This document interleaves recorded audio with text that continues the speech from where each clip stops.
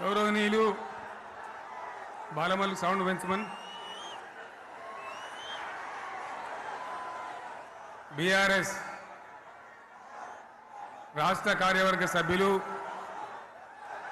జిల్లా పార్టీ అధ్యక్షులు గౌరవనీయులైన ప్రజాప్రతినిధులు మాజీ ప్రజాప్రతినిధులు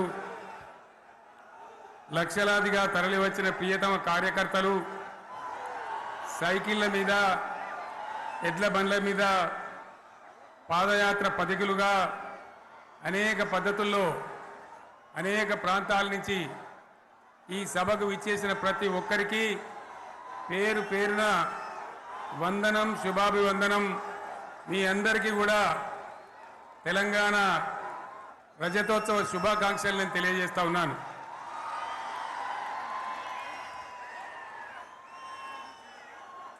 జననీ జన్మభూమిశ్చ స్వర్గాదపి గరీయస్. ఇది శ్రీరామచంద్రుడు లంక మీద యుద్ధం చేసి రావణ సంహారం చేసి అయోధ్యకు తిరిగి రావాలి అనేటువంటి ఆలోచనలో ఉన్నప్పుడు రాముల వారి సోదరుడు లక్ష్మణుని సహా ఆయన వెంట ఉన్న చాలామంది పెద్దలు లంక చాలా సువర్ణమయంగా ఉంది, అద్భుతంగా ఉంది, మనం ఇంకా అయోధ్యకు ఎందుకు ఇక్కడి నుంచే పరిపాలన చేద్దామని అంటారు. దానికి శ్రీరామచంద్రుల వారు ఒప్పుకోలేదు.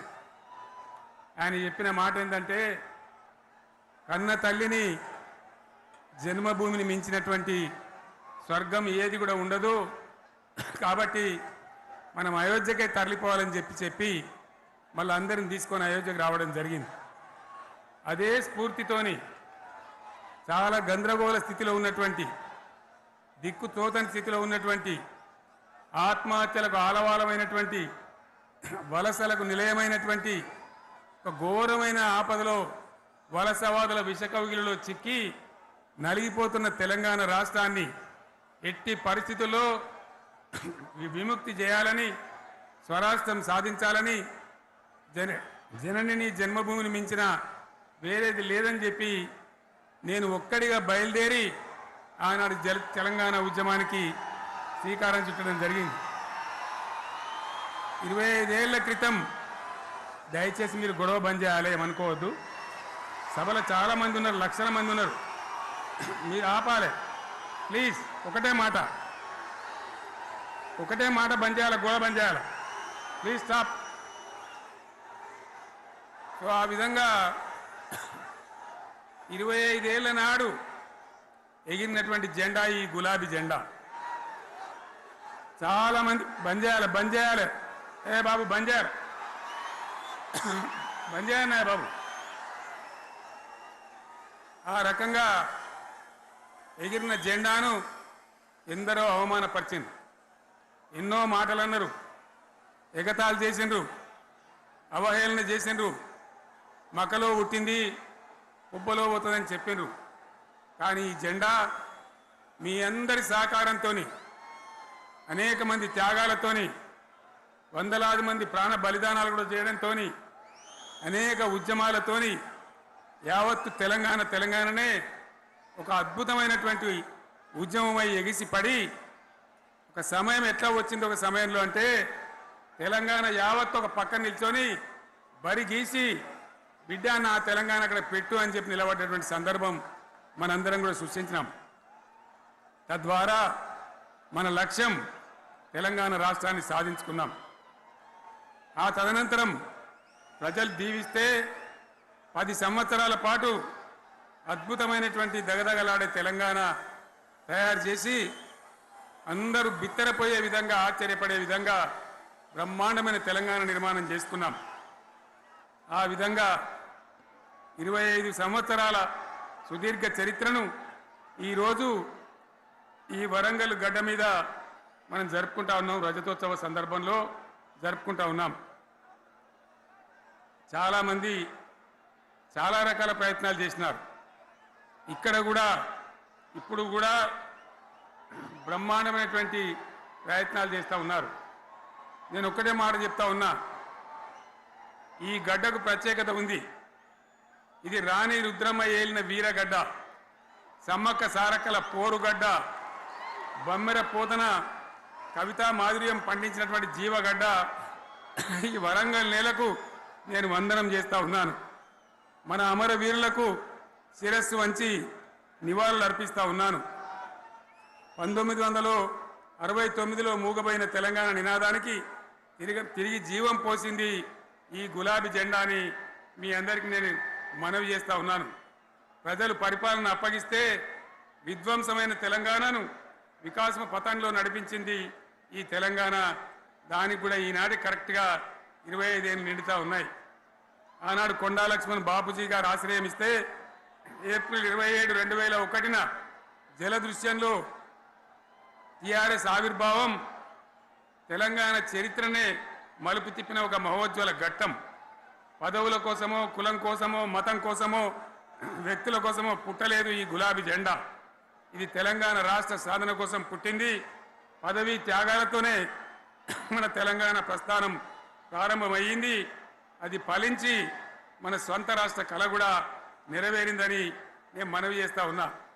ఆనాటికి అలుముకున్నటువంటి చీకట్లను పారదోలడానికి, ప్రజల్లో విశ్వాసం కల్పించడానికి, ఆత్మవిశ్వాసాన్ని పెంపొందించడానికి నేను ఒక మాట చెప్పిన ఆ రోజు మీ అందరికీ కూడా గుర్తుండాలి.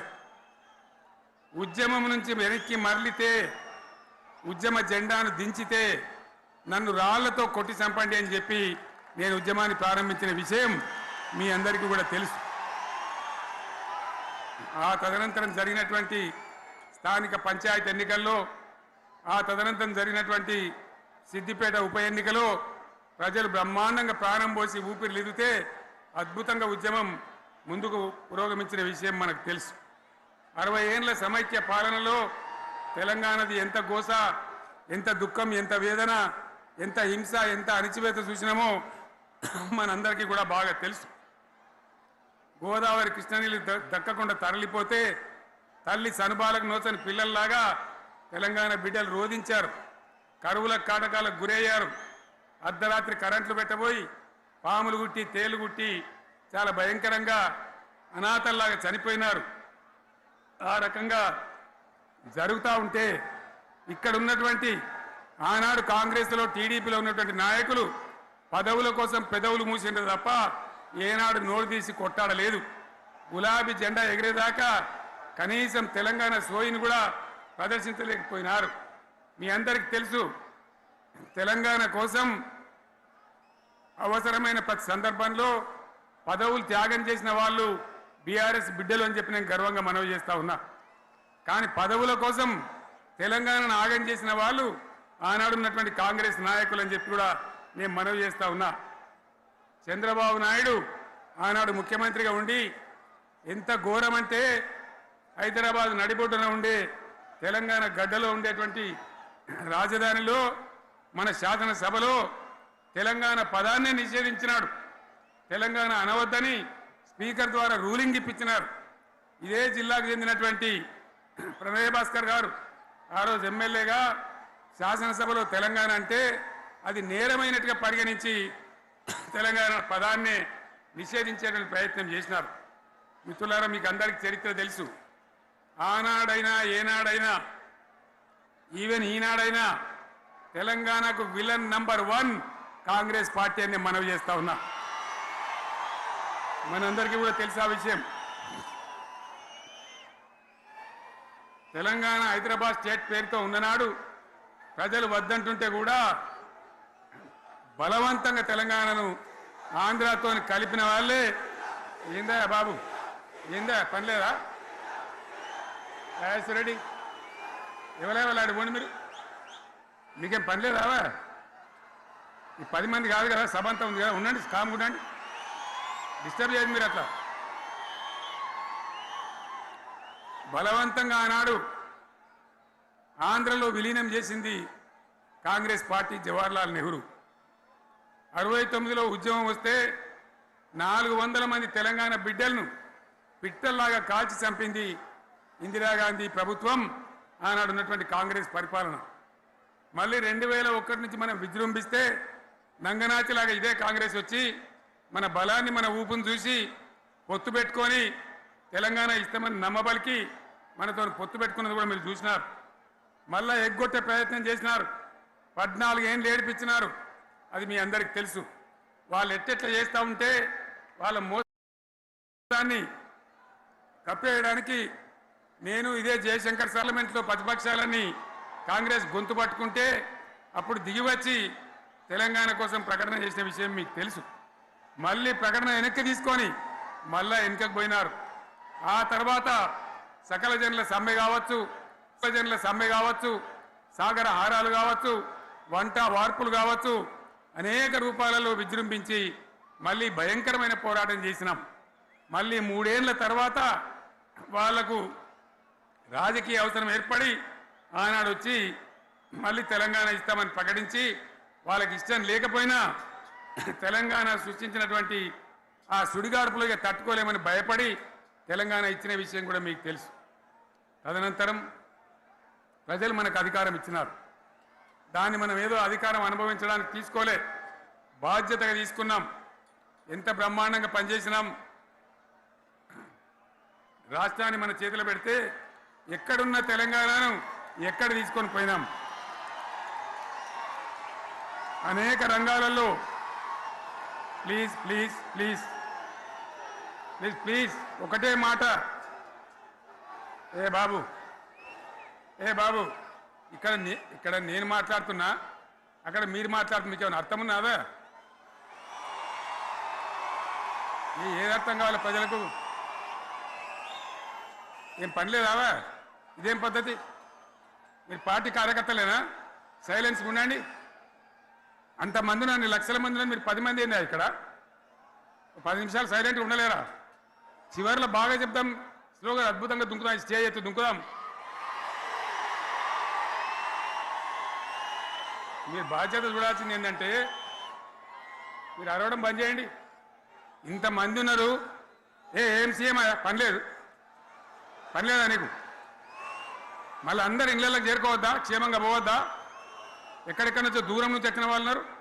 10 నిమిషాలు మీరు సైలెంట్గా ఉండండి. ముందరిన వాళ్ళు 10 ఏళ్ళ బీఆర్ఎస్ పాలనలో ఎక్కడున్న తెలంగాణ ఎక్కడికి పోయింది? ఎన్ని రంగాలలో ఎన్ని అవార్డులు వచ్చినాయి? ఎన్ని అద్భుతమైన పనులు చేసి చూపెట్టినాం. తెలంగాణ అంటే ఒకప్పుడు వెనుకబడ్డ ప్రాంతం, ఎగతాళి చేయబడ్డ ప్రాంతం, పనికిమాలిన ప్రాంతం అనే పేరు పెట్టిన ప్రాంతం. కానీ ఎన్ని రంగాలు, తలసరి ఆదాయాన్ని బ్రహ్మాండంగా పెంచినాం. 90,000 ఉన్న తలసరి ఆదాయాన్ని 3.5 లక్షల పైచీలకు పెంచుకున్నాం. జిఎస్డిపిని దేశంలో నంబర్ 1 స్థానానికి తీసుకెళ్ళినాం. తెలంగాణలో బ్రహ్మాండంగా పెండింగ్ ప్రాజెక్టులన్నీ కూడా కంప్లీట్ చేసుకున్నాం.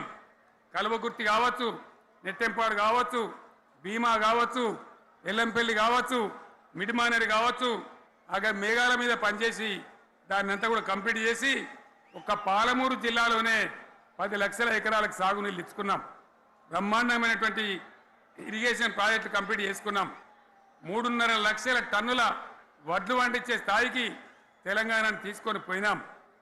వరంగల్ గడ్డ కోసం, ఇదే జిల్లా కోసం పెండింగ్లో ఉన్న దేవాదుల ప్రాజెక్టును కంప్లీట్ చేసి ఈ గడ్డకు నీళ్లు తెచ్చుకున్నాం.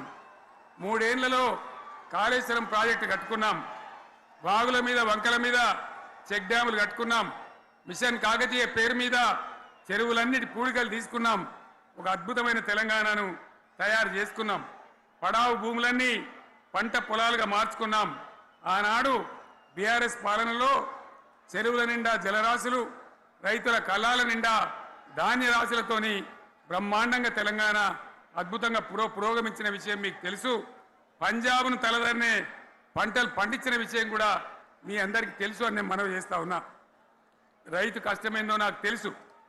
నేను స్వయంగా రైతును కాబట్టి రైతాంగాన్ని కడుపులో పెట్టి చూసుకున్నాం. మీ అందరికి ఒక మాట చెప్తా ఉన్నా. ఈ దేశంలో షేర్షా సూరి అని ఒక రాజు ఉండే. ఆయన కాలంలోనే రెవెన్యూ సంస్కరణలు తెచ్చినారు. నేను చెప్పే మాట మంచిగా వినాలి మీరు. చరిత్ర పొడుగుతో చూస్తే షేర్షా సూరి నుంచి స్వతంత్ర భారతం వచ్చిన తర్వాత ప్రజాస్వామ్య ప్రభుత్వాలు కూడా రైతుల దగ్గర రకరకాల శిస్తులు వసూలు చేసినారు, రైతుల దగ్గర డబ్బులు వసూలు చేసినారు, తహసీల్ రకాలు వసూలు చేసినారు, నీటి తీరువాలు వసూలు చేసినారు. కానీ రైతును చూడాలని వాడు అందుకోలే. భారతదేశంలోనే ఎక్కడ కూడా లేని స్కీమ్ నన్ను వాళ్ళు అడగలే, ఎలక్షన్లలో చెప్పలే. నాకు నేనుగా ఆలోచించి, ప్రభుత్వమే ఆలోచించి రైతు బంధు పథకాన్ని తెచ్చినాం. చాలా బ్రహ్మాండంగా రైతు బంధు పథకాన్ని అమలు చేసినాం. రైతాంగానికి ఎటువంటి కరెంట్ ఇచ్చినాం, ఎంత అద్భుతమైన కరెంట్ ఇచ్చినాం. ఆంధ్ర వలసవాద ముఖ్యమంత్రులు ఏం మాటలు మాట్లాడినారు. తెలంగాణ వస్తే కారు చీకట్లు అవుతాయి, మీకు కరెంటే రాదు, మీకు పంటలు పండియే రాదని చెప్తే వాళ్ళ నోర్లు మూయించేలాగా ఉత్తమమైనటువంటి ట్రాన్స్ఫార్మర్ కావాలన్నటువంటి మోటార్లు కావాలన్నటువంటి నాణ్యమైన కరెంటును 24 గంటలు సప్లై చేసినాం. రైతు ఇంట్లో కూర్చుంటే పొలాల కాడ బోర్లు దుంకినాయి, మీరందరూ కళ్ళారా చూసినారు. నాకంటే ఆ విషయం మీకే ఎక్కువ తెలుసు. అదేవిధంగా రైతులు చనిపోతే 2 ఎకరాలు 3 ఎకరాలు ఉన్న రైతులు ఏముంటుంది, వాళ్ళకి ఆదాయం ఉండదు. వాళ్ళు సస్తే బీఆర్ఎస్ రాకముందు పట్టించుకున్న నాతుడు లేడు. అదే బీఆర్ఎస్ వచ్చిన తర్వాత రైతు బీమా ఇచ్చి వాళ్ళు చనిపోయినాక 8 రోజుల్లోనే వాళ్లకు రైతు బీమా అందే విధంగా ఆనాడు చర్యలు తీసుకున్నాం.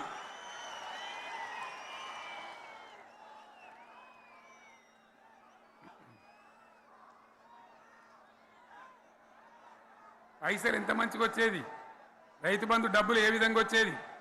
శనుకులు పడుతుంటే చకాచకా వచ్చి బ్యాంకులలో డబ్బులు పడి రైతుల సెల్ ఫోన్లు మోగుతుండే. ఆ విధంగా కడుపులో చల్లగదలకుండా రైతాంగానికి రైతు బంధు పథకాన్ని అమలు చేసుకున్నాం. రకరకాల వ్యక్తులు రకరకాల మాట్లాడినారు. జై కిసాన్ జై జవాన్ అన్నారు తప్ప వాళ్ళ సంక్షేమం ఏ ప్రభుత్వం కూడా చూడలేదు. అదేవిధంగా ధాన్యం రైతులు పండిస్తే కొన్ని 100 కోట్ల రూపాయలు ప్రభుత్వానికి నష్టం వచ్చినా ఏ విధంగా ధాన్యం కొన్నామో, ధాన్యం ఎంత బాగా కొన్నామో, వడ్లు కొంటే 3-4 రోజులనే డబ్బులు రైతుల ఖాతాలో ఎట్లా చేసినామో అవన్నీ కూడా యావత్ తెలంగాణ ప్రజలకు మీకు తెలుసు. అంతకుముందు మధ్య దళారుల పాలు ఎన్నో రకాల బాధలు, 7,500 కొనుగోలు కేంద్రాలు పెట్టి ధాన్యం ఎట్లా వేసినామో కూడా మీ అందరికీ బాగా తెలుసు. మరి ఇదంతా కూడా బ్రహ్మాండంగా జరిగింది. ఎన్నో పనులు, మిషన్ భగీరథ ఎన్నికల ప్రణాళికలు చెప్పలే, ఓట్ల ప్రచారం అప్పుడు చెప్పలే, గవర్నమెంటే చేసింది. ఇంతింత నల్లబెట్టి ప్రజలకు అందియడం జరిగింది. రైతు బంధు కానీ, రైతు బీమా కానీ, కళ్యాణ లక్ష్మి కానీ, కేసీఆర్ కిట్ కానీ, కంటి వెలుగు లాంటి ప్రోగ్రాం కానీ ఎవరు అడిగిన నన్ను ఎవరు అడగలే. అయినా మా అంతల మేమే మన రాష్ట్రం మన ప్రజలని వాళ్ళని బాగు చేసుకోవాలని చేసినాం. చెరువులలో చేపలు పెంచాలని ఎవరు అడిగిరు నన్ను, ఎవరు డిమాండ్ చేసిండ్రు. వాళ్ళకి వృత్తి పని దొరకాలని, మత్స్యకారులను ప్రోత్సహించాలని చెరువులలో చేపలు పెంచినాం. లక్షలాది గొర్రెలను పంపిణీ చేయమని ఎవరు ధర్నా చేయలే, ఎవరు అడగలే. కానీ ప్రభుత్వమే తనంతట తానే బ్రహ్మాండంగా వాళ్ళకు చేయడం జరిగింది. ప్రజల అవసరాలు ఎప్పటికప్పుడు తీర్చినాం. అంతవరకే ఆగలే. పారిశ్రామిక రంగం మీద దృష్టి పెట్టినాం, పెట్టుబడులు ఆకర్షించినాం. సుమారు 20 నుంచి 25 లక్షల మంది పిల్లలకు ఉద్యోగాలు ఇప్పించే ప్రయత్నం చేసినాం. 40 కోట్లు మాత్రం ఉన్న ఐటీ ఎగుమతులు 2.5 లక్షల కోట్లకు పెంచగలిగినాం. ఐటీ రంగంలో 7 లక్షల మందికి ఉద్యోగాలు కొత్తగా వచ్చినాయి. 1000కి పైగా గురుకులాలు పెట్టినాం. పేద ఇళ్ళ విద్యార్థులకు ఉత్తమమైనటువంటి చదువును అందించినాం. తెలంగాణలో 3 మెడికల్ కాలేజీలు ఉంటే దాన్ని 33 మెడికల్ కాలేజీలు తీసుకొని పోయినాం. ఈ విధంగా అది ఒకటి మాత్రమే కాదు, బీఆర్ఎస్ టైంలో మత కల్లోలం లేదు, కర్ఫ్యూ లేదు, కల్లోలం లేదు. శాంతి భద్రతలన్నీ కూడా బ్రహ్మాండంగా కాపాడి ప్రతి ఒక్కరిని కూడా కాపాడే బాధ్యత తీసుకొని కడుపులో పెట్టుకొని చూసుకున్నాం. ఇవన్నీ కూడా నా డైలాగులు కాదు, నేను చెప్పే స్టోరీలు కాదు. ఇవన్నీ పార్లమెంట్ వేదికగా కేంద్ర ప్రభుత్వం అనేక సందర్భాల్లో వెల్లడించినటువంటి విషయాలు. Reserve bank of India, comptroller general of India వాళ్ళు వెల్లడించినటువంటి అధికారమైనటువంటి లెక్కలని చెప్పి కూడా నేను మీకు మనవి చేస్తా ఉన్నా. ఇవన్నీ జరిగినాయి. ఇప్పుడు నేను చెప్పిందంతా కూడా మీ కళ్ళ ముందరనే జరిగింది. మరి కాంగ్రెస్ వచ్చి ఏడాది అర్థమా, మరి ఏం మాయరోగం వచ్చే, ఏం బీమారు వచ్చే, ఏమేమి చెప్పిరి, ఎన్నెన్ని చెప్పిరి, మీకు కావాల్సింది ఇదే కదా, చెప్తా. ఇక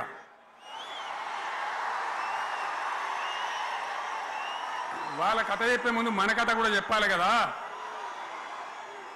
ఏమేం మాటలు మాట్లాడినరు. అరే మళ్ళీ సీఎం పెట్టిరా భయ్, ఎక్కడికెళ్ళి మోపోయినరా మీరు, బుద్ధి లేదా? ఆగు,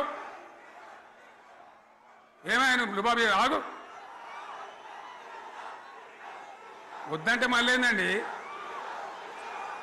ఇవాళ రాజశేఖర వాళ్ళు వాడు మనోడేనా?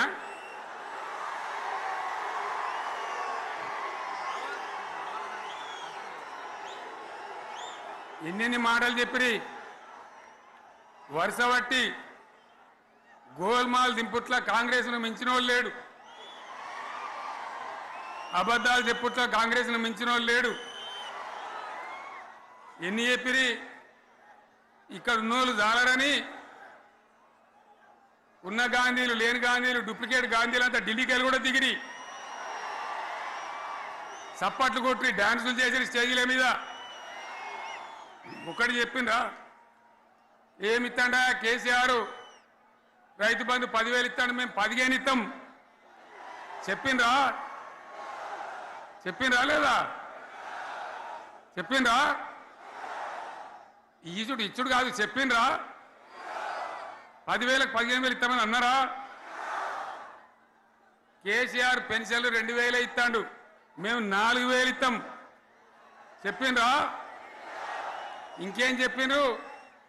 కేసీఆర్ ఇంట్లో ఇద్దరుంటే ఒకరికే ఇస్తాడు, మేము ముసలోనికి ఇద్దరికి ఇస్తాం చెప్పిండ్రా? చెప్పిండ్రా లేదా? అన్న మీరు మధ్యన్న వాళ్ళు చెప్తలేరు, చెప్పిండ్రా? ఇవన్నీ కాంగ్రెస్ వాళ్ళు చెప్పిండ్రా? చెప్పిండ్రు అన్న వాళ్ళు ఒకసారి శైలి పట్టరు దయచేసి.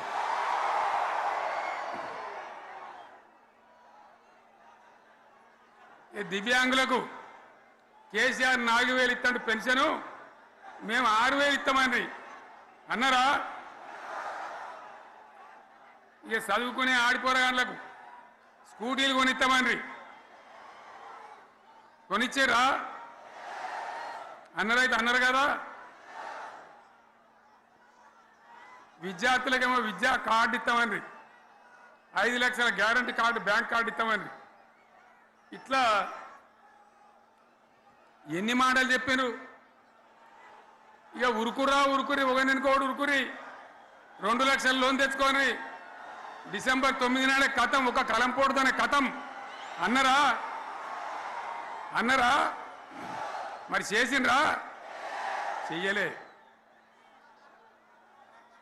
ఇక వడ్లు కొంటే ఒక వడ్లు కాదు, ఆనాడు మనమే కొనుగోలు కేంద్రాలు పెట్టి కనీసం మద్దతు ధర వచ్చేటట్టుగా, మొలకొచ్చినా తడిసిపోయినా రంగు మారినా రైతులు కాబట్టి, మన బిడ్డలు కాబట్టి, గవర్నమెంట్కు 500 కోట్లు నష్టం వచ్చినా సరే మొత్తం కొనురా అని చెప్పినా కొనిపించిన. బాధ కాలే. వాళ్ళేం చెప్పిండ్రు, పబ్లిక్ను బోల్తా కొట్టేయడానికి మేము కింటాలకు 500 బోనస్ ఇస్తాం, మక్కలకి ఇస్తాం, వడ్లకి ఇస్తాం, ప్రతి పంటకి ఇస్తాం చెప్పిండ్రా? ఇటువంటివి చెప్పుడే కాదు, వీటితోని ఇంకొక 420 హామీలు చెప్పిండ్రు. వాళ్ళ నోటికి మొక్కాలే. కళ్యాణ లక్ష్మి కేసీఆర్ 1,00,000 రూపాయలు ఇస్తాడు, మేము వస్తే తులం బంగారం కూడా కల్పిస్తామని అన్నారా? ఏమన్నా నత్తందా?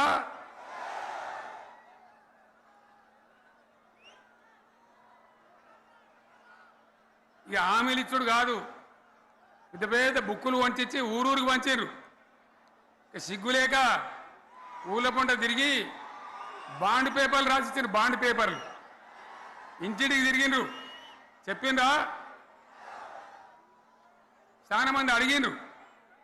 మరి మీరు అడ్డగోలు చెప్తున్నారు, అడ్డం పొడుగు చెప్తున్నారు, ఎటువంటి అడ్డ చెప్తున్నారు, యాడికెళ్ళి ఇస్తారా భయ అని అడిగిండ్రు, పేపర్ వాళ్ళు అడిగిండ్రు. ఇప్పుడు ఆర్థిక మంత్రి ఉన్నాయన, టీవీలలో చెప్పిండు ఆయన, ఇస్తాం చేసి చూపిస్తాం, మాది పేద పార్టీ, 120 ఏళ్ళ అనుభవం ఉన్న పార్టీ, మమ్మల్ని మించిన సిపాయిలు లేరు అని ఒకటి జబ్బలు తరిచే ఒకటి మెడలు తరిచే డైలాగులు కొట్టి మేము ఇచ్చేస్తామన్నారు. ఇచ్చిండ్రా?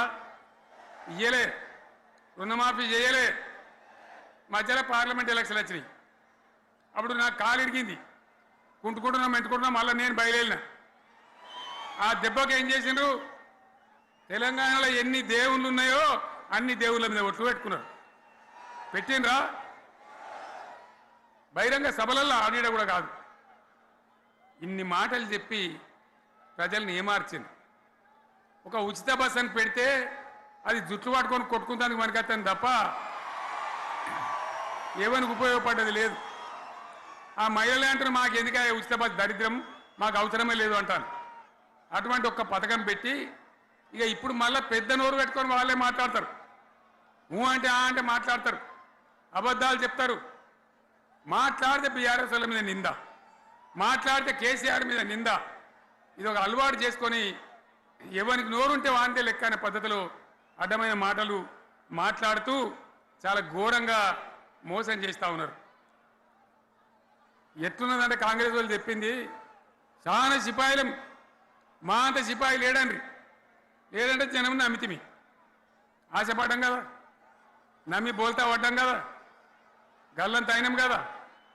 ఒక ఊళ్ళే మొలక నాట్లేసే టైం వస్తే అలుకుడు చేస్తాను, బట్టలుతాను, మొలకకు అలుకుడు చేస్తాం కదా, తుకాలు పోయేమా పెద్ద మొగోడని ఒకరిని పిలిచిరట. మొగోడని మొలకలుస్తానికి పిలిస్తే ఎలక పిల్లని చూసి ఎల్లంకర పడ్డాడు. ఇక మా అంత సిపాయి లేరు, మేము తెచ్చే ఇస్తాం, 6 సందమామలు పెడతాం, 7 సూర్యులు పెడతాం అని నమ్మబలికి ప్రజలను దగా చేసి మంచిగున్న తెలంగాణ నాగం పట్టించి ఓట్లు వేయించుకొని ప్రజలను మోసం చేసిండ్రు, దగా చేసిండ్రు. ఈ మాట నిజం, మీ అందరికి తెలుసు. ఇవాళ ఏం మాట్లాడతారు, మమ్మల్ని ఎవరు నమ్ముతలేడు, మాకు అప్పు ఉడతలేదు, యాడికెళ్ళి తెచ్చియాలి అని ఇప్పుడు మాట్లాడుతున్నాం. అప్పుడేమో మాకు అపారమైన అనుభవం ఉంది, మేము చేస్తామన్నారు. ఒక్క మాట చెప్తున్నా మిత్రులారా, ఇక్కడ నోళ్ళం మనమే కాదు, నా ప్రసంగం టీవీలలో వినేటువంటి కోట్ల మందికి కూడా నేను మనవి చేస్తా ఉన్నా. ఇంత మోసం ఉంటుందా, ఇంత దగా ఉంటుందా? ఓట్లయితే రాని అవతల పడదామని ముచ్చట్నా? ఎంతవరకు ఇది కరెక్టు? తెలంగాణ ఎంత మంచిగా పోయేది, ఇప్పుడు బొందల పడగొట్టినరా? ఎంత ఘోరమైనటువంటి ఫలితం మనం చూస్తున్నాం. ఇవాళ ఏం జరుగుతూ ఉంది? మళ్ళీ అన్ని మోపైనాయి. ఇక దుకాణం పెడతామన్నారు, లొల్లు పెట్టిండ్రు, బొబ్బ పెట్టిండ్రు. ఇక ఓట్లయినాక ఎత్తడు, తవ్వడు, మోయాడు. బాయి పడతాం జోరుగా చెప్తే 6 నెలల ఏమయ్యారంటే ఇక ఆయనతో రేపు అవుతుంది, ఎల్లుండి అవుతుంది, సంక్రాంతికి అవుతుంది, దీపావళికి అవుతుంది, మార్చి 31కి అవుతుంది. మార్చి 31 లేదు, మన్ను లేదు, ఏది కూడా చేసింది లేదు. మొత్తం ఆర్థిక పరిస్థితిని దెబ్బతీసింది. తెలివి తక్కువ పనితోని, అవివేకం వల్ల, అజ్ఞానం వల్ల పరిపాలన చేయరాక సర్వనాశనం చేసింది. రాష్ట్ర ఆర్థిక పరిస్థితి ఎంత మంచిగా ఉండే, ఎంత బాగా పోతా ఉండే. మేము కష్టపడి కడుపు కట్టుకొని నోరు కట్టుకొని సంవత్సరానికి 10 నుంచి 15 వేల కోట్ల ఆదాయం పెంచినాం. అనేక రివ్యూ మీటింగులు చేసినాం. ఎంత బాగా తీసుకొని పోయినాం, తెలంగాణను ఎట్లా తయారు చేసినాం, ఆ విధంగా తీసుకొని పోయినాం. ఇవాళ ఒక్క మాట మీరు అందరూ ఆలోచన చేయాలి. ఇక్కడ ఉన్న వాళ్ళు కానీ నా మనసు బాధ అవుతుంది, నా మనసు కాలుతుంది, ఇబ్బంది అవుతుంది. నా కళ్ళ ముందటనే తెలంగాణ ఇట్లా కావడం నాకు దుఃఖం కలిగిస్తూ ఉంది. నేను ఆవేదనతో చెప్తున్నా ఈ మాట. ఒక్క మాట మీరు అందరూ ఆలోచన చేయండి. తెలంగాణలో భూముల ధరలు ఎట్లుండే? కేసీఆర్ ముఖ్యమంత్రి ఉన్నప్పుడు, బీఆర్ఎస్ రాజ్యం చేసినప్పుడు భూముల ధరలు ఎట్లుండే? ఆనాడు కొనేటోళ్ళు ఎక్కువ ఉండిరి, అమ్మేటోళ్ళు తక్కువ ఉండిరి. ఇవాళ ఆపతికి అమ్ముకుందామంటే భూములు కొనేటోడున్నాడా? అడుగుతున్నా భూముల ధరలు ఎక్కడికి పోయినాయి? ఎవరికన్నా 5 ఎకరాలు డాంబరోడ్ పక్కకుంటే నేను 5 కోట్ల మనిషిని, నేను కోటీశ్వరుని అనే ధైర్యంలో రైతులు ఉండరు. ఇవాళ అడిగేటోడు ఉన్నాడా? ఉన్నదా? ఒక్కటే ఏడాదిలో గింత గల్లంత అవుతుందా? కేసీఆర్ పక్కకు పోగానే ఇంత ఆగమవుతుందా? ఇంకో మాట నేను అడుగుతా ఉన్నా, కరెంటును 35 ఏళ్ళు బాధపడ్డాం. నా బావి కాడ కూడా మోటార్లు కాలినాయి. బీఆర్ఎస్ వచ్చినాక నేను ముఖ్యమంత్రి అయినాక ఒక్కటే ఏడాది బావులా దాన్ని చక్కగా చేసి 24 గంటల కరెంట్ ఇయ్యలే, నడవలే. రెప్పపాటు కూడా కరెంటు పోకుండా 24 గంటల కరెంటు తేలేదా? మరి మా అంత సిపాయి లేరంటే కేసీఆర్ మంచిగా ఇచ్చిన కరెంటు మీకెందుకు ఇయ్యే శాతం అయితే లేదు అని చెప్పి నేను అడుగుతా ఉన్నా. తెలంగాణ ప్రజల పక్షాన్ని అడుగుతా ఉన్నా. ఎందుకు ఇలా ప్రజల గోస ఉంచుకుంటా ఉన్నారు? మళ్ళా మోటార్లు కాలుతున్నాయి, ట్రాన్స్ఫార్మర్లు కాలుతున్నాయి, లంచాలు పెరుగుతున్నాయి. అది శాతం అయితే లేదా? మళ్ళీ ఇలా తెలంగాణ పోవన్నా మోటార్ పెట్టడానికి? ఏం దౌర్భాగ్యం ఇది! ఎటువంటి శని నెత్తి మీద పెట్టుకున్నాం మనం. మీరందరూ ఆలోచన చేయాలి. భూముల ధరలేటు పోయినాయి, కరెంట్ ఎక్కడ ఎవడెత్తుకపోయా? మిషన్ భగీరథ అసెంబ్లీలో నిలబడి ఛాలెంజ్ చేసిన నేను. 5 ఏళ్ల లోపల ప్రతి ఇంట్లో నల్లా పెట్టి నీళ్ళేయకపోతే మళ్ళా ఎలక్షన్ల పార్టీ మేము నిలవడం, ఓట్లు అడగము అని చెప్పిన నేను. ఎవరు చెప్పాలి? దమ్మున్నోడే చెప్పాలి. చేసి చూపించినాం, నడిపించినాం. ప్రతి ఇంట్లో నల్లా పెట్టినాం. కృష్ణా గోదావరి నీళ్లు తెచ్చి ప్రతి ఇంటి ముందర దుంకిచ్చినాం. అది మీరందరూ దానికి సాక్ష్యం. ఇలాగా మంచినీళ్ళు కట్నే ఇల్లు పెట్టినపోయి ఉన్న పథకం కేసీఆర్ ఆయమల్ని అయిపోయింది. ఇంకా మంచినీళ్ళు కూడా ఇయ్యే శాతం అయితే లేదా? మేము ఇంత సిపాయిలం అంత సిపాయిలం అని ఎగిరెగిరి దుంకితే మాట్లాడితే మంచినీళ్ళు ఇచ్చే కూడా శాతం అయితే లేదా? మంచినీళ్ళు పోతాయి, కరెంటు పోతుంది, వడ్లు కొనే దిక్కు లేదు. వడ్లు కొంటాను రా, కళ్ళాల కాడ 15 రోజులు వడ్లు కొనే దిక్కు లేదు, అడిగే దిక్కు లేదు. సర్కారు కొనకపోతే దిక్కుమాలని దేవుడా అని ప్రైవేట్ మిల్లర్లకు అమ్ముకుంటున్నాం.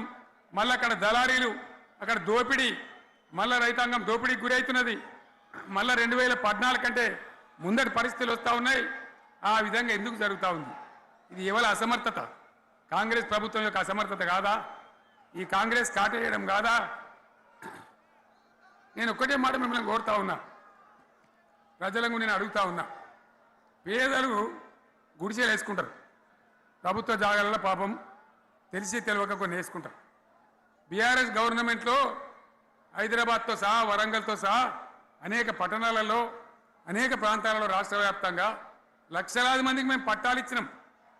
బుల్డోజర్లు పెట్టి జేసీబీలు పెట్టి మేము చెరువులలో పూడికెళ్ళి తీస్తే వీళ్ళేమో హైడ్రా అని మన బొందా అని పెట్టి పేదల ఇండ్లు కూడా కొడతా ఉన్నారు. ఆనాడు చెరువు పూడికెళ్ళి తీసిన బుల్డోజర్లు ఇలా పేదల ఇండ్లు కూడా కొడతా ఉన్నాయి. ఇవన్నీ మనం చూస్తూ ఉన్నాం. చూసి మౌనంగా ఉందామా, కొట్లాడదామా, ఏం చేద్దాం అనేది మనం ఆలోచించే సమయం వచ్చింది. దేశాన్ని నంబర్ 1 స్థాయిలో నిలబెడితే ఇవాళ 14వ స్థాయికి 15వ స్థాయికి తీసుకొని పోయినారు. నా కళ్ళ ముందన్న గిట్ల జరుగుతుంది, ఇంత మాయల్యమే అవుతుంది, ఇంత మోసం చేస్తారని నేను కూడా అనుకోలే. ఇలా చాలా బాధ కలుగుతూ ఉంది, చాలా దుఃఖం కలుగుతూ ఉంది. ఇంకా ముందరికి పోవాల్సిన తెలంగాణ ఇలా వెనుకకి అయిపోతున్నా ఉన్నది. మళ్ళా ఎవరు దీనికి కారణం? ఈ దుర్మార్గులు కాదా? నిలబెట్టి ఖచ్చితంగా అడగాల్సిన అవసరం ప్రజలకు లేదా? అడగాలి. ఎందుకోసం? టైం ఇవ్వాలని మేము కూడా టైం ఇచ్చినాం. ఏమంటారు? మీకేసినట్టు మాకేసిన ఓట్లు, మాకు ఏడాదిన టైం ఇయ్యరా, ఏడాదిన అర్థమైన టైం ఇయ్యరా, మీకు కన్నేరురా అని అంటారు. కాబట్టి నేను నోరు తెరవలే, బయటికి రాలే.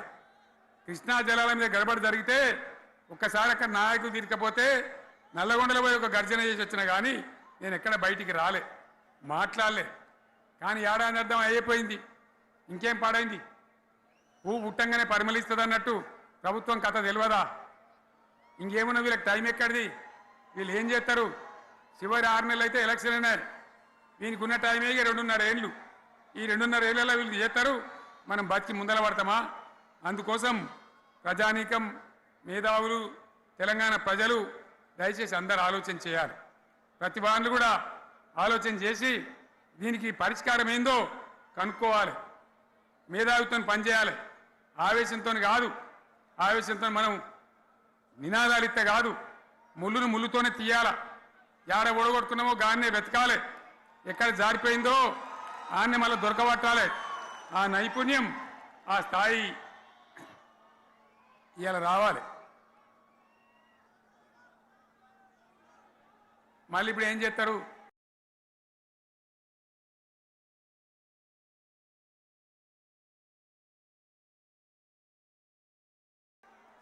మాట్లాడితే బీఆర్ఎస్ మీద ఇప్పుడు కోరుతా ఉన్నా. ఒక్కొక్క ట్రిప్పు నేను యాదగిరి గుట్టకు పోతే ఆలోచన చేయాలని కోరుతా ఉన్నా. ఇవాళ రాజ్యం నడపశాతగాక ఎల్లెంకల పడి రాష్ట్రాన్ని ఆర్థికంగా దివాలు తీసి పిచ్చి పనులన్నీ చేసి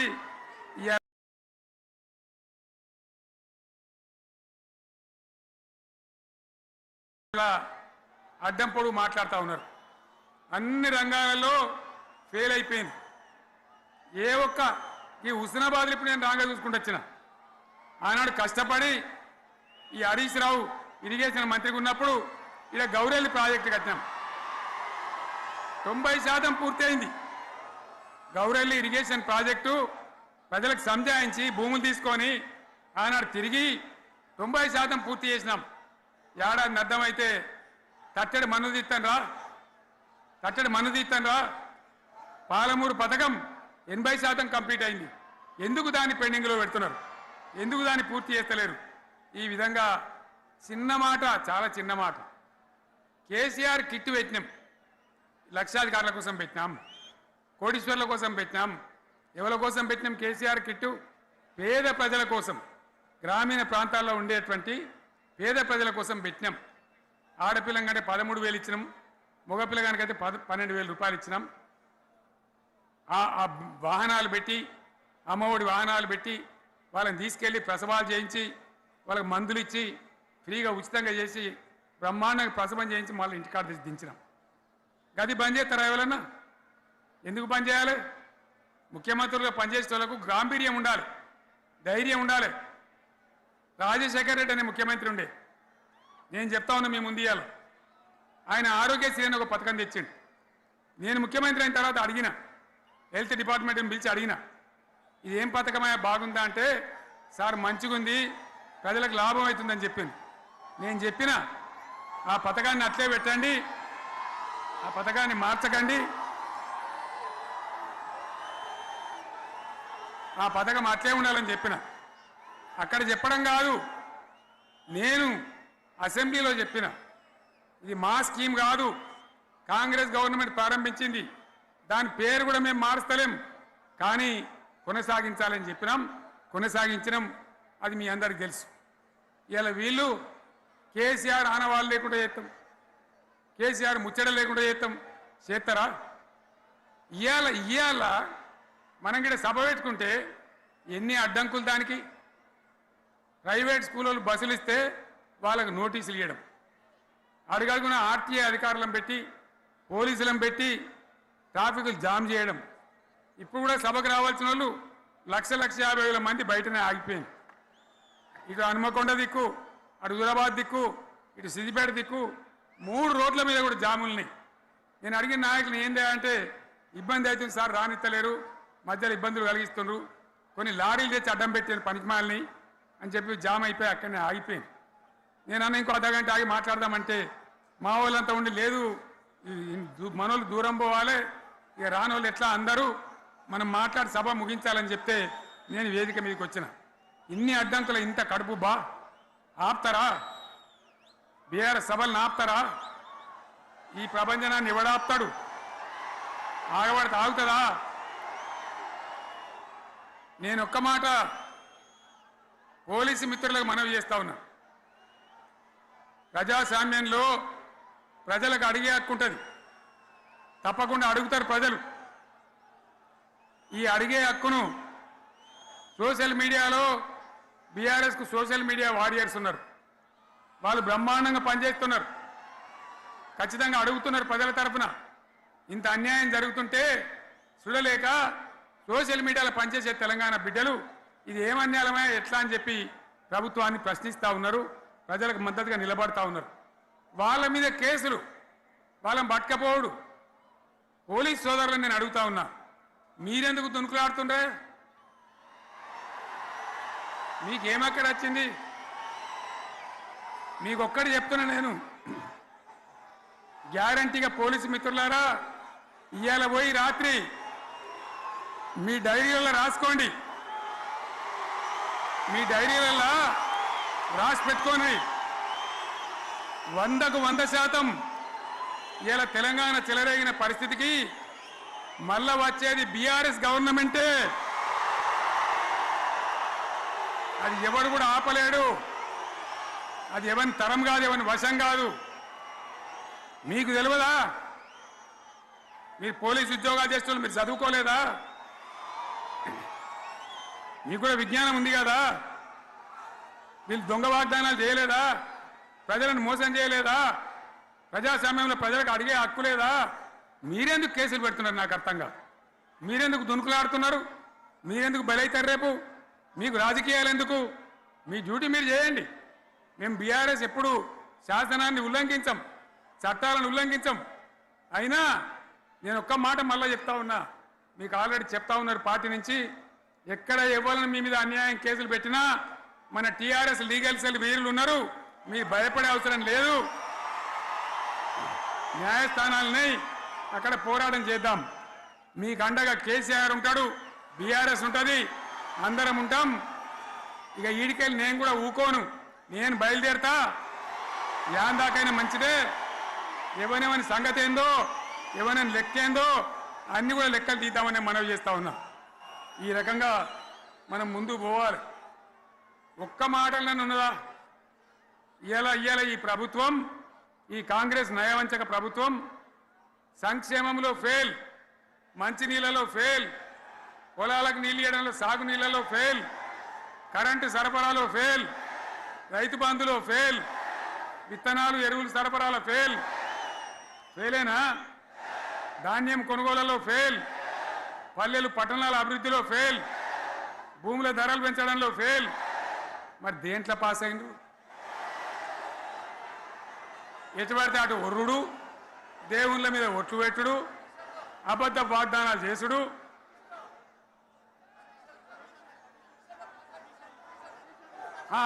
కమిషన్ అట 20-30% కమిషన్లు తీసుకున్నాడు, సంచులు నింపుడు, సంచులు మోసుడు. అంతేనా? కరెక్టేనా ఈ మాట? అన్నా కరెక్టేనా? నేను చెప్పి అన్ని ఫెయిల్ అయిందా ఈ ప్రభుత్వం?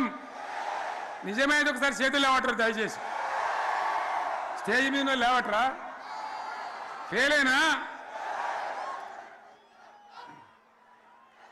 ఈ మాట 20%-30% కమిషన్లని నేను అంటలేను. ఎవరన్నారు? స్వయంగా ఆర్థిక మంత్రి ఛాంబర్కు పోయి 200 మంది కాంట్రాక్టర్లు వాళ్ళు లొల్లిపెట్టి మమ్మల్ని 20-30% కమిషన్ అడుగుతుండ్రు, ఇది ఏమన్యాయం అని చెప్పి సెక్రటేరియట్లో చెప్పిన మాట నేను చెప్తా ఉన్నా. ఈ విధంగా మాజీ సర్పంచులు పాపం వాళ్ళు పనిచేసిన మా బిల్లులు ఇవ్వమనంటే వాళ్ళ గోస ఉచ్చుకుంటా ఉన్నారు. వాళ్ళేం పాపం చేసిండ్రు? ఈ విధంగా ఘోరం. ఇంకా ఈ అందానికి ఏం మాట్లాడతారు? కేసీఆర్ నువ్వు రా అసెంబ్లీకి, నీ కాయగూరు కూడా ముచ్చట్లు తింటానికా? పిల్లలు అడిగితేనే మీరు జవాబు చెప్తలేరు. ఉన్నట్టు నిలబెడితే ఆ ఆర్థిక మంత్రి అసెంబ్లీలో లేచి 20% కమిషన్ తీసుకోవడానికి కేటీఆర్ మాట్లాడితే ఆయన లేచి భుజాలు తడుముకుంటాడు. నీకెందుకయ్యా బాధ? నువ్వు తీసుకుంటేనే నీకు బాధ ఉండాలి కదా. లేచి పేదలు ఉల్లి పెడతా ఉన్నాడు ఆయన అసెంబ్లీలో. ఈ విధంగా చాలా గందరగోళంగా, అవివేకంతో, అజ్ఞానంతో చాలా ఘోరం చేసి అడ్డమైన మాటలని చెప్పింది. దాంతో మనం కూడా గోల్మాలైపోయినాం. తీర్థం పోదాం తిమ్మక్క అంటే వాడు గుల్లే, మనం సల్లే. ఆ గతికి తెచ్చింది ఇలా ప్రజల గతి. మరి మనం కూడా, ప్రజలు కూడా ఆలోచన చేయాలి. ఆవేశం కాదు. గాడిదలకు గడ్డేసి బలరకు పాల్పడితే వస్తాయా? మరి ఇప్పుడు ఏం చేయాలో ఆలోచించాలి. ఓ తమ్ముడు అన్నాడు హైదరాబాద్లో, ఆయన ఇల్లు కూడా కొడితే, కేసీఆర్ అన్నా యాడున్నావు, నువ్వు రావాలి, కత్తి వాంచేతలు పడితే యుద్ధం నన్ను చేయమని పడుతుంది. అంతేనా? ఇది కూడా విచారించాలి ప్రజలు. మీకు అర్థం కావాలని నేను చెప్తా ఉన్నా. అందుకే ఓడగొట్టుకున్న కాడనే వెతుక్కోవాలి. మీ వెంట బీఆర్ఎస్ ఉంటుంది, మీ వెంట కేసీఆర్ ఉంటాడు 100% మళ్ళా తెలంగాణ విజయం సాధించాలి గులాబీ జెండా ఎగిరేయాలి అద్భుతమైన తెలంగాణను మళ్ళా సాధించాలి ఇక బీజేపీ కథ 11 ఏళ్ళ రాజ్యం చేయబట్టి తెలంగాణకు 11 రూపాయలు ఇచ్చిండ్రా వాటిదే బబ్రాజమానం భజగోవిందం శుష్క ప్రియాలు శూన్యాస్తాలు తప్ప ఏమి ఇయ్యలే 157 కాలేజీలు పెడితే మెడికల్ కాలేజీలు ఒక్కటన్నా తెలంగాణకు ఇచ్చిండ్రా ఒక ప్రాజెక్ట్ కన్నా జాతీయ హోదా ఇచ్చిండ్రా ఇక కాంగ్రెస్ వాడు ఇట్లా అంటే బీజేపీ వాడు అట్లా ఏది లేదు ఇక ఉల్టా మనయే ఖమ్మంలో 7 మండలాలు గుంజుకున్నారు సీలేరు ప్రాజెక్టు గుంజుకున్నారు నరేంద్ర మోడీ మాట్లాడతాడు ఏం మాట్లాడతాడు తెలంగాణ వచ్చిందిరా అని తెలంగాణలో సంతోషపడితే తల్లిని చంపి బిడ్డను బతికిచ్చిండ్రు అంటాడు ఎన్నోసార్లు అంటాడు ఒకసారి కాదు ఈ విధంగా అది కూడా మనం అనిపించేది కాదు ఈ సందర్భంలో ఒక మాట బీజేపీ అంటే నాకు జ్ఞాపకం వచ్చింది ఇవాళ కేంద్ర ప్రభుత్వం కగార్ అనే ఆపరేషన్ పేరు మీద ఛత్తీస్గఢ్లో యువకులను గిరిజనులను ఊచకోత పోతా ఉన్నారు అది ధర్మం కాదు వీళ్ళు ఏమవుతున్నది నక్సలైట్లు ప్రతిపాదన పెడుతున్నారు మేం ప్రభుత్వం దగ్గరకు వచ్చి చర్చలు చేయడానికి సిద్ధంగా ఉన్నాము అంటున్నారు నేను కోరుతా ఉన్న కేంద్ర ప్రభుత్వాన్ని బలమున్నది కదా అని చంపుకుంటా పోవుడు కాదు అది ప్రజాస్వామ్యం కాదు ఆపరేషన్ కగార్ వెంటనే ఆపేయండి వాళ్ళని పిలిచి ఆ నక్సలైట్లను పిలిచి డెమోక్రటిక్ స్పేస్ ఇచ్చి చర్చలు జరపండి వాళ్ళు ఏం మాట్లాడతారో చూడండి అది కూడా నల్లనా తెల్లనా దేశం ముందరికి రాని కానీ అట్లా కాదు మొత్తం ఏరి పారెత్తాం కోసి పారెత్తాం నరికి పారెత్తాం అంటే మిలిటరీ ఉన్నది మీ దగ్గర కొడతారు కానీ ప్రజాస్వామ్యం అనిపించుకోదు ఈ మాట ఢిల్లీకి ఉత్తరం పంపిద్దామా మీరందరూ సపోర్ట్లు కొడితే తీర్మానంగా భావించి దాన్ని కేంద్రానికి పంపిద్దాం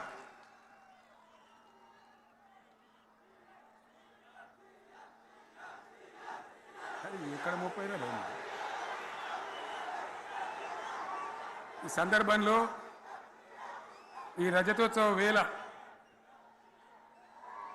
నేను మీ అందరికీ ఇక్కడ ఉన్న వాళ్ళకు సభలో లేని వాళ్లకు టీవీలో నా మాటలు వినే వాళ్లకు యావత్తు తెలంగాణ సమాజానికి బీఆర్ఎస్ గులాబీ జెండా రజతోత్సవ శుభాకాంక్షలు మరొకసారి తెలియజేస్తూ మీరందరూ కూడా ధైర్యంగా ఉండండి మళ్ళీ బీఆర్ఎస్ తెచ్చుకుందాం బ్రహ్మాండమైన పరిపాలన అందించుకుందాం వీళ్ళు జరగొట్టేటివన్నీ మళ్ళీ మంచిగా చేసుకుందాం బ్రహ్మాండంగా ముందుకు పోదాం పురోగమించుదాం ఒక అద్భుతమైన తెలంగాణ ప్రతి వ్యక్తి ముఖంలో చిరునవ్వులు చిందించే తెలంగాణ తయారు చేసుకుందామని చెప్పి మీ అందరికీ మనవి చేస్తూ ఇంత పెద్ద ఎత్తున ఈ సభకు గవర్నమెంట్ వచ్చిన ఏడాది నరలోనే మీరు కదిలి వచ్చిందంటే మీరు కూడా ఒక నిర్ణయానికి వచ్చినట్టు కనబడుతూనే ఉంది ఓట్లు ఎప్పుడు వస్తాయని చూస్తాను నేను ఇంకో మాట చెప్పాలి ముఖ్యమైన మాట ఏంటంటే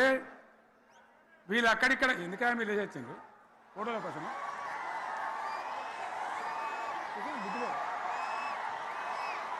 ఒక మాట చెప్పాలి ఏంటి ప్రభాకర్ రెడ్డి అని మా ఎమ్మెల్యే ఉన్నాడు దుబ్బాక ఎమ్మెల్యే ఆయనతో ఎవరో హైదరాబాద్లో మాట్లాడితే అన్న ఇంకా 3 ఏళ్ళు భరించాను ఈ గవర్నమెంటు అని మాట్లాడింది ఆయన మాట చెప్పిండు విలేకరులు అలా చూసారా మా గవర్నమెంట్ పడగొడతారట మేమెందుకు పడగొడతాం రా భయ్ మాకేమైనా కాల్చేరు గులగులో పెట్టినాయా మేమా కిరికిరి పని చెయ్యం బిడ్డ మీరే ఉండాలి ఓట్లు తీసుకున్నారు చక్కగా పని చేయకపోతే మీ ఈపులు ప్రజలే సాఫ్ చేస్తారు